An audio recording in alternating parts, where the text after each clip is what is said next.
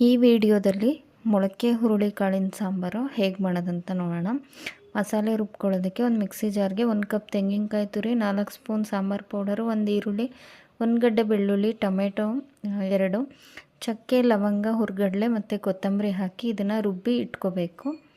ನಂತರ ಒಂದು ಕುಕ್ಕರ್ನ ಬಿಸಿ ಮಾಡಿಕೊಂಡು ಅದಕ್ಕೆ 1-2 ಚಮಚ ಎಣ್ಣೆ, ಸಾಸಿವೆ, ಈರುಳ್ಳಿ, ಕರಿಬೇವು ಹಾಕಿ ಈರುಳ್ಳಿ ಸ್ವಲ್ಪ ಕೆಂಪಾಗೋವರೆಗೆ ಹುರಿದು ನಂತರ ಮೊಳಕೆ ಕಾಳನ್ನು ಹಾಕಿ ಸ್ವಲ್ಪ ಎಣ್ಣೆಯಲ್ಲಿ ಫ್ರೈ ಮಾಡ್ಕೋಬೇಕು.